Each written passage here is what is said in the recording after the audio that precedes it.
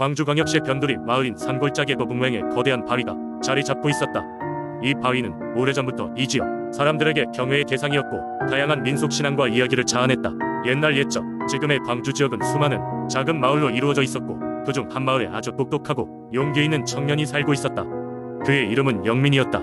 영민은 늘 마을의 어른들로부터 거북바위에 얽힌 전설을 들으며 자랐다. 전설에 따르면 이 바위는 실은 하늘에서 내려온 신령한 거북이었고 마을이 위기에 처했을 때 모습을 드러내 도움을 줄 것이라는 이야기가 전해졌다. 어느 날 하늘이 갑자기 어두워지더니 폭우가 쏟아지기 시작했다. 비는 멈출 기미가 보이지 않았고 마을은 큰 홍수의 위기에 처했다. 강은 범람하기 시작했고 사람들은 불안에 떨며 무사히 홍수를 견디기를 기원했다. 마을의 원로들은 영민을 불러 이야기하길, 영민아, 너의 용기와 지혜를 믿는다. 거북 바위에 가서 도움을 청해다오 했다. 영민은 망설임 없이 거북 바위로 향했다. 비가 바람과 함께 거칠게 몰아쳤지만 그는 결코 포기하지 않았다. 마침내 바위 앞에 도착한 영민은 하늘을 향해 간절히 기도를 올렸다. 신령한 거북, 우리를 도와주세요. 마을이 물에 잠기게 생겼습니다. 그 순간 신비로운 일이 벌어졌다. 바위가 서서히 움직이기 시작하더니 황홀한 빛을 발하며 커다란 거북 모양으로 변신했다. 거북은 천천히 몸을 일으켜 흘러넘치는 물길을 자신의 등으로 막아 마을로 이더 큰 재앙을 막았다. 마을 사람들은 기적을 보고 기쁨에 찬 함성을 질렀다. 물이 빠지고 하늘이 다시 밝아지자 거북은 다시 바위의 모습으로 돌아갔다. 마을은 홍수의 위기에서 벗어날 수 있었고 사람들은 이번 일에 크게 감명받아 매년 거북 바위를 기리는 제사를 지내며 감사의 마음을 전했다. 이러한 믿음과 전설은 오늘날까지도 광주 지역에서 전해 내려오며 거북 바위는 마을 사람들에게 보호자의 상징으로 남아있다. 이렇게 해서 광주 지역에는 여전히 그 거북 바위에 대한 이야기가 전해진다.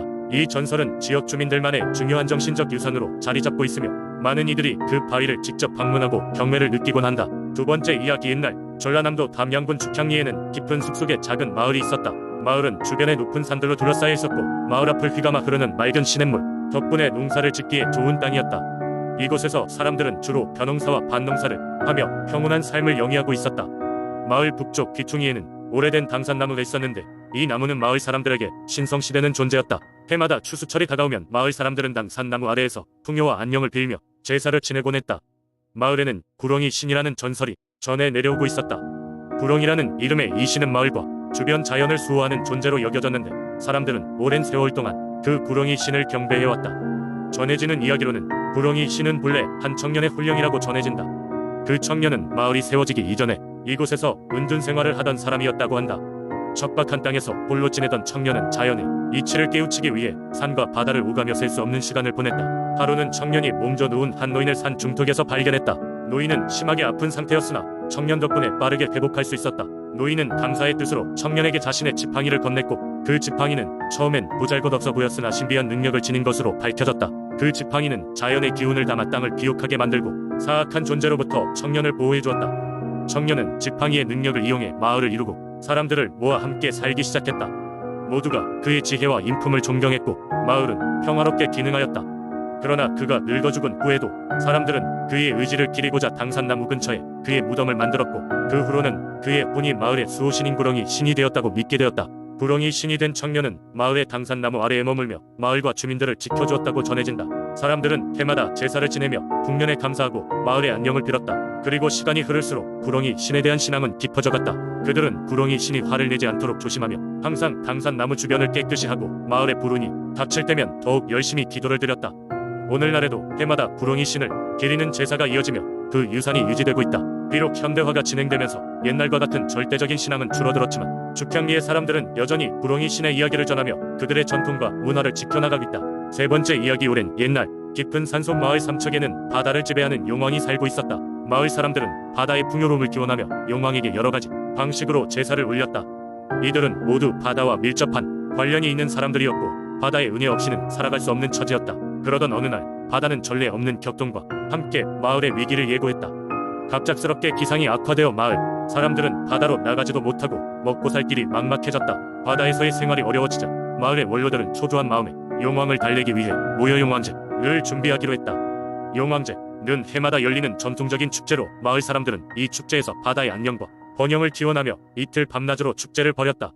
용왕제를 주관하는 무당은 심혈을 기울여 오래된 진혼곡을 부르며 용왕이 하늘에 닿기를 기도했다. 축제날이 다가오자 마을 사람들은 각종 자연물과 함께 바다에서의 안전과 풍요를 기원하며 제단을 꾸미기 시작했다. 미역, 다시마, 해삼 등 다양한 해산물들이 제단에 올려지고 용왕에게 바쳐질 희생의 의미로 마련되었다. 무당은 용왕의 은혜를 기리며 흰색과 파란색의 화려한 옷을 입고 선조의 의식을 따라 춤을 추었다. 밤을 밝히며 이루어지던 용왕제의 마지막 순간, 무당은 용왕과의 교감을 가졌다. 어느새 마을에 불길하게 늘어졌던 먹구름이 물러나고 맑은 달빛이 내려앉았다. 무당은 용왕이 마을의 안녕을 확인하며 감사를 표한다고 전했다.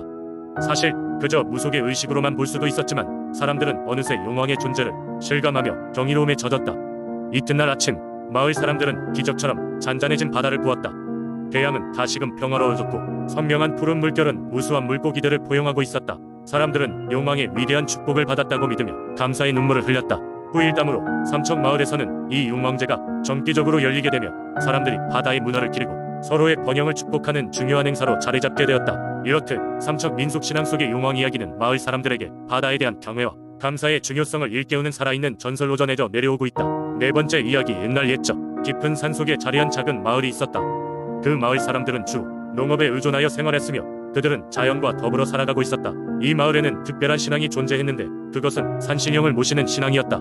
마을 사람들은 산의 정령이 마을을 지켜주고 그 대가로 신령에게 정성을 바쳐야 한다고 믿었다. 어느 맑은 가을날, 마을 사람들은 산신제를 준비하기 위해 모였다.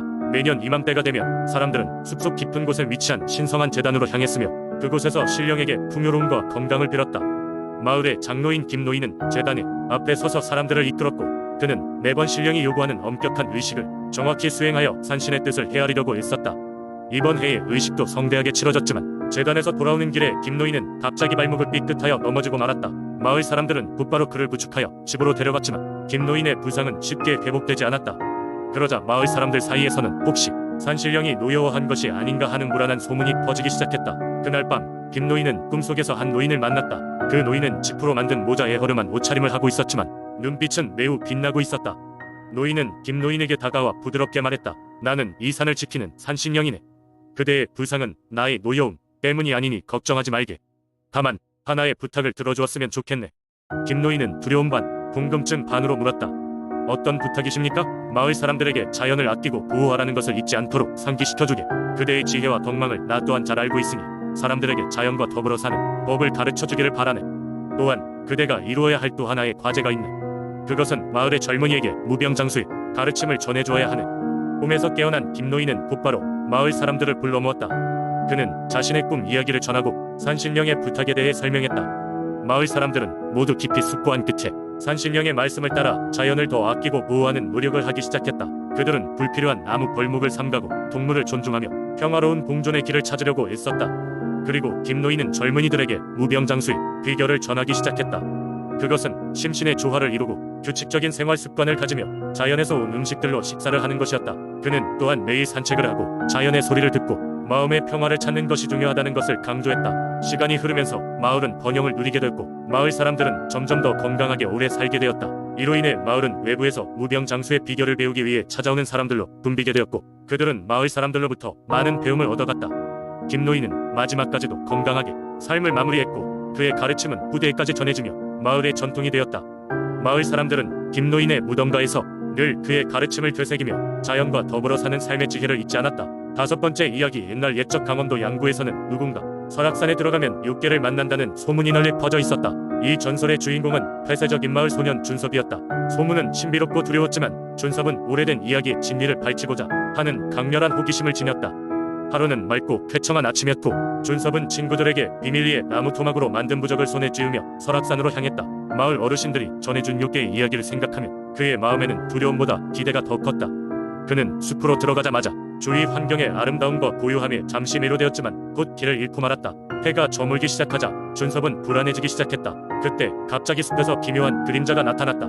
국민학교 미술 시간에 그렸던 그림에서나 볼 법한 모습의 요괴였다. 요괴는 불타는 듯한 붉은 눈을 가지고 있었으며 입가에는 인자한 미소를 띠고 있었다. 교과서에서 본 요괴의 모습과 다르게 그 요괴는 온화한 분위기를 풍기고 있었다.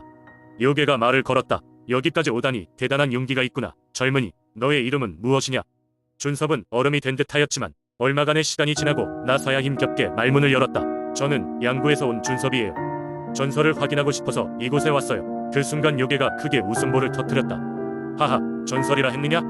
내가 바로 그 전설 속 주인공이란다. 하지만 나는 사람들에게 해를 끼치려는 마음은 전혀 없다네. 그저 이 숲을 지키고 있을 뿐이지.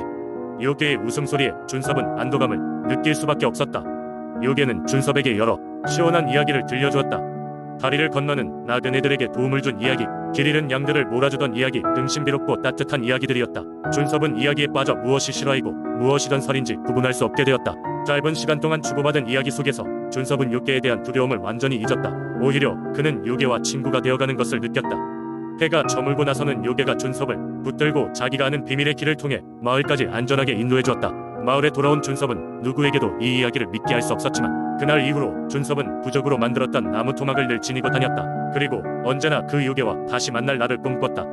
이러한 이야기들은 마을 어르신들에 의해 부세에게 전해졌고 양구의 신비로운 민속신앙의 일부로 남아 오늘날에도 전설로 남아있다.